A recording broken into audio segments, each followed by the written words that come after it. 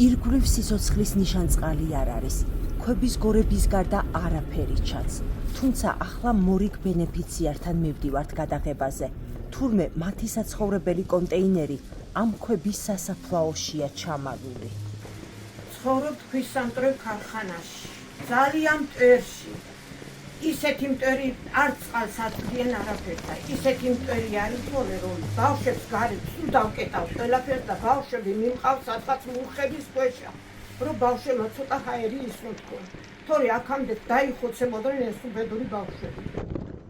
ირმისაშვილების ოჯახი წლებია ვაგონში ცხოვრობს უკიდურეს გაჭირვებაში. ცუდი მტვერია ხოლმე შავად მოდის ხოლმე წყალს საერთოდ არ უშვებს. წყალს არ უშვებს და მე ჩვენ წავად ვხდებით ხოლმე ჩვენც ზოგჯერ.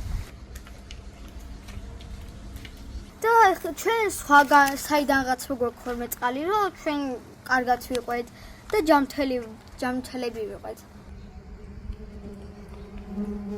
ამ ხელა ქალი ვარ პენსიონერი ვარ და ჯერ საკუთარ და სახში არ ამძინებია. ვინდა რომ აი სიმყუდროვე მქონდეს, პატარა კოტეჟი იყოს და ჩემი შვილებთან ერთად აქ ცოტა ხანი მაინც მაცოცხლა. რას უწყლები ჩამოდის მაღლიდან ამოწვევს გარეთ სათანადო ისე ჩამოინგრევა სულა. თუ აი ცუდი ამინდია ხომ და რამე საჭმელს საქვაკეთებთ ფეჩზე.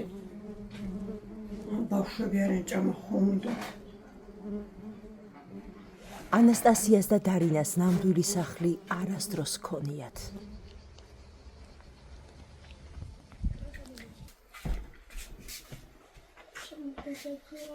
ჩემი ოცნება არის მქონდეს ლამაზი სახლი, რომ ჩემ ოთახში ვიცხოვრო და ბედნიერი ვიყო ჩემ ოჯახთან.